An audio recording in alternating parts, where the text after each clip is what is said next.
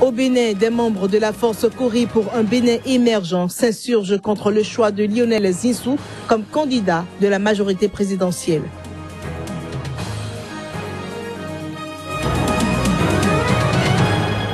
Les pourparlers de la conférence sur le climat à Paris accouchent d'une première ébauche de propositions d'accord. Qu'en attendent les pays africains? Réponse dans ce journal.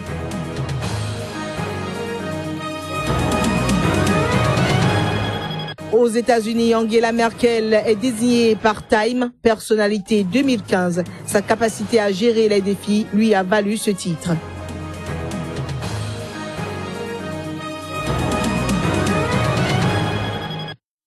À toutes et à tous, bonsoir et bienvenue dans cette nouvelle édition sur Sika. Au Niger, la Cour de cassation a jugé ce mercredi irrecevable la demande de liberté provisoire de Hama Amadou, opposant et candidat à la présidentielle de l'an prochain. Les avocats avaient plaidé le 2 décembre devant la Cour pour la mise en liberté provisoire de leur client. Pour rappel, Hama Amadou a été arrêté le 14 novembre à sa descente d'avion à Niamey, à son retour au Niger après un an d'exil en France suite à sa mise en cause dans le trafic présumé de bébés avec le Nigeria. Depuis lors, il est écroué dans une prison à Felengue, au nord-est de la capitale. Au Bénin, la crise née de la désignation du Premier ministre Lionel Zinsou comme candidat de la coalition au pouvoir FCBE à la présidentielle de février 2016 vient de connaître un nouveau round. Plusieurs membres fondateurs de la coalition se sont insurgés contre ce choix qu'ils jugent nul et non avenu. Compte rendu, Johannes Toanou et Floris Dossa. Comme toute fin de mandat en Afrique, la succession de Boni Yayi à la tête du Bénin se prépare avec son lot de remous. Le jeudi 26 novembre 2015, Lionel Zinsou, Premier ministre du Bénin, est fait candidat de la coalition au pouvoir, les forces Kori pour un Bénin émergent FCBE à la présidentielle de février 2016. Une décision qui ne ravit pas nombre de membres fondateurs de cette famille politique, regroupant à sa création 82 partis, quelques 400 mouvements ou associations et 1239 personnalités. Depuis l'annonce de ce choix unilatéral de M. Lionel Zinsou par le président de la République Boni Yayi, aucun des candidats à la candidature FCBE n'a d'ailleurs jusqu'alors élevé publiquement la moindre protestation pour dénoncer cette chose-là. Leur attitude est de nature à crédibiliser la thèse qui à tort estime qu'il n'y a pas de militant FCBE valable et capable de succéder au président Yayi Boni pour aller jusqu'à importer puis d'imposer un halogène qui a le mérite de ne remplir aucun des critères définis par la pseudo-commission de candidature. Tout comme Jean-Alexandre Rontondi, Marcel de Souza et Karim Chabissika, membres fondateurs des FCBE, goûtent très peu ce qui se fait actuellement. À travers cette déclaration politique, ils promettent saisir les juridictions requises pour que cesse cette violation flagrante des tests fondamentaux de l'Alliance. On ne peut pas prendre une décision de cette importance de cette façon-là. C'est évident que nous sommes dans un état de droit. Les tribunaux seront saisis. La Cour constitutionnelle va connaître du dossier. Mais si vous êtes à notre place, comment allez-vous réagir? À moins que vous ne soyez des veaux, ben vous allez réagir en disant attention, le principe des textes n'est pas respecté. De l'aveu de ces leaders politiques, cette sortie n'est aucunement une cabale contre la personne du Premier ministre béninois. Lionel Zinsou est donc juste au mauvais endroit, au mauvais moment. L'objectif du développement durable remplace les objectifs du millénaire pour le développement arrivé à échéance en 2015. Action 2015, Burkina et ses partenaires ont entrepris une campagne de sensibilisation pour mieux clarifier la place et le rôle des jeunes dans les objectifs du développement durable. Claude Ramba a assisté au lancement des activités de l'ONG Alliance Action 2015 Burkina. 2015 marque la fin des objectifs du millénaire pour le développement, un vaste programme ambitieux lancé en 2000 par les Nations Unies pour éradiquer la pauvreté de par le monde. À l'heure du bilan, le constat est plutôt encourageant. Les objectifs du millénaire pour le développement ont permis des avancées significatives. Ces objectifs ont permis également de prendre conscience qu'on peut faire accélérer des points de développement lorsque nous nous fixons des objectifs et avec des échéances. Les Nations Unies se sont regroupées en septembre dernier à leur siège avec les États membres pour adopter les nouveaux objectifs de développement qui sont les ODD, les objectifs du développement durable. Le nouveau programme qui se base sur les 8 objectifs des OMD adoptés en 2000 devra d'ici 2030 mettre fin aux principaux maux de la planète tout en permettant le développement durable. 17 objectifs de développement durable contre 8 dans le précédent programme des objectifs du millénaire pour le développement. La spécificité de ce nouveau référentiel, il a été conçu pour parachever les OMD en se basant sur une stratégie mettant l'accent sur l'autonomisation des pauvres. Il faut dire que la mise en œuvre des objectifs du développement durable se fera par des efforts conjugués au Burkina. Et c'est d'ailleurs en cela que nous, en tant qu'organisation de la société civile, nous travaillons déjà sur les questions d'implication des jeunes. Action 2015 est déjà peu d'œuvre pour inciter les jeunes burkinabés à être actrices dans la mise en œuvre des ODD. Ce programme de développement pour l'après 2015 abordera de nombreuses problématiques. Les objectifs du développement durable sont un programme ambitieux et de long terme pour améliorer la vie des populations et protéger la planète pour les générations futures. Dans de nombreux pays africains se fait un constat déplorable, une recrudescence des grossesses en milieu scolaire. Le phénomène s'observe aussi bien au cours secondaire que primaire. Face à cette situation, chaque pays adopte des mesures qu'il pense adéquates pour remédier à ce problème.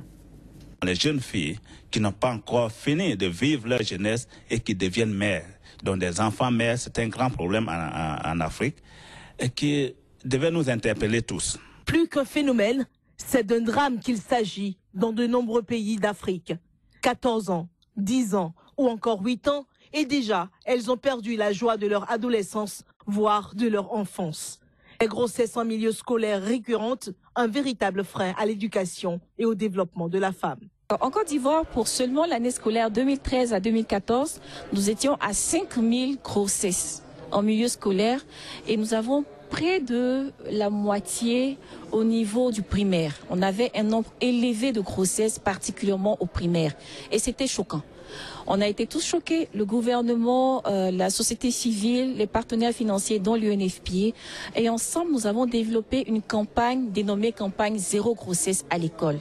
Même si dans la gravité des faits, on observe une variation des degrés d'un pays à un autre, il s'agit d'une réalité commune en Afrique.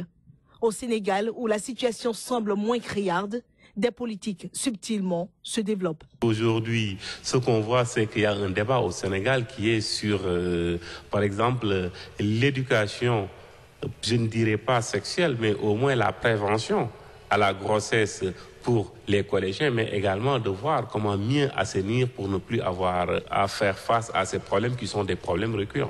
Chaque société ou bien chaque pays a sa culture et c'est par rapport au contexte, que ça soit le contexte religieux ou bien que ça soit le contexte culturel, qu'il faudra donc traiter les questions unanimes.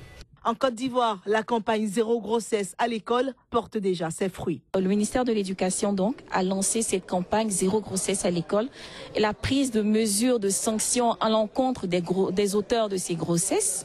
Et en une année de mise en œuvre de la campagne qui a couvert tout le territoire national, nous avons noté une réduction de 20% des grossesses en milieu scolaire et la réduction avoisine les 60% au niveau primaire.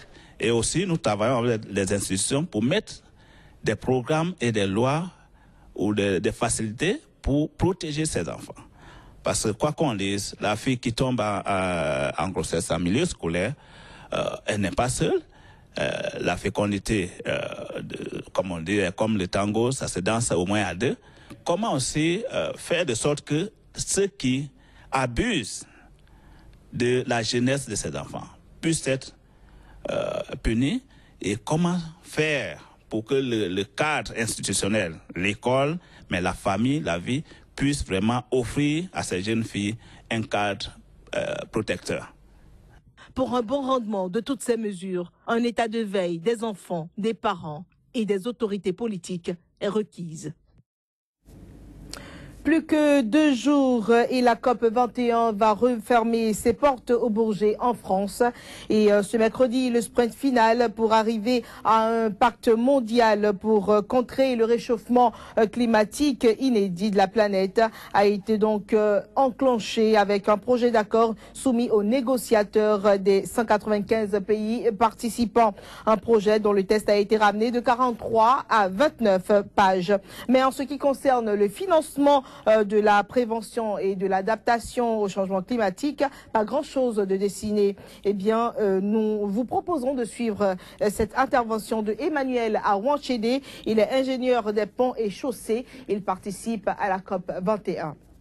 Déjà, les accords sont diversifiés. Les accords financiers ne sont pas encore au top, mais par contre, il y a un certain nombre d'accords, tels que les accords pour réduire beaucoup plus le pourcentage de dégagement des gaz à effet de serre. Également, les accords pourront permettre à ce que les pays africains subissent moins, n'est-ce pas, les inconvénients issus de ces effets-là.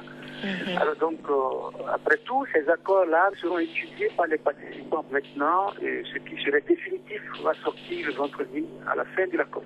C'est ça. Alors dites-nous, vous disiez tantôt que les accords financiers ne sont pas encore assez clairs, mais nous savons que certains chefs d'État africains ont donné un ultimatum à François Hollande à travers une lettre. Donc ces chefs d'État africains posent leurs conditions avant cet accord. Est-ce que vous pouvez nous en dire plus? Oui, tout à fait. On ne sait pas si exactement les chefs d'État africains pourront avoir une réponse favorable à l'issue de leur ultimatum.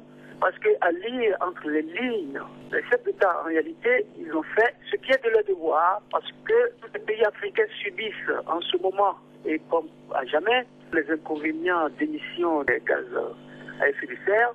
Et ça joue sur les océans et que nous utilisons en commun. Ça joue sur la population africaine. Nous allons rester optimistes pour voir est-ce que les pays africains pourront véritablement bénéficier de quelque chose qui puisse leur permettre, n'est-ce pas, de prévenir et tous les inconvénients qu'ils auront à subir les années à venir.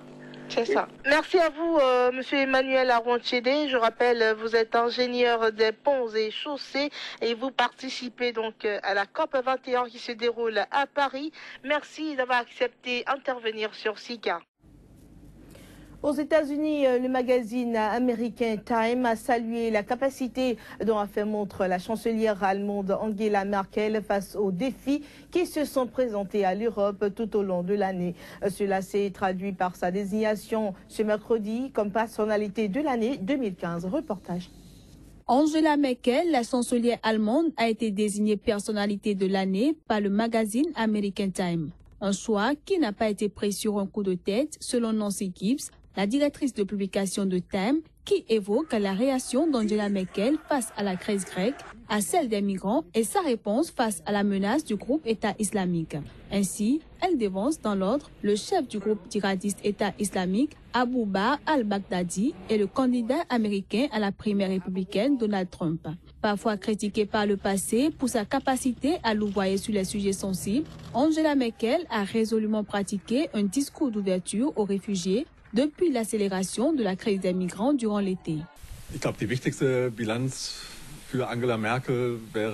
pense que le point fort du bilan d'Angela Merkel, c'est qu'elle a su gérer l'Allemagne pendant 10 ans à travers différentes crises, sans que le pays ou que l'Europe ne perde le cap, sans grande mutation profonde de la société. Je dirais que c'est la stabilité et la continuité. On n'avait jamais fait ce lien avec Merkel, la chancelière lisse, qui se plie aux circonstances, la pragmatique, la scientifique. Mais c'est vrai qu'elle a aussi des principes sociaux et éthiques. Ça se voit maintenant avec la crise des réfugiés et son relatif signal d'ouverture. Je pense qu'elle va dépasser cette crise, car elle a tout de même reçu beaucoup de soutien dans cette gestion de la crise. Cette docteure en physique, originaire d'Est-RDA, a été qualifiée d'indispensable européenne en novembre par l'influent hebdomadaire britannique The Economist qui l'avait mise en une. Ses prises de position, très affirmées en 2015, tranchent avec la discrétion qu'elle avait affichée après sa prise de fonction en novembre 2005.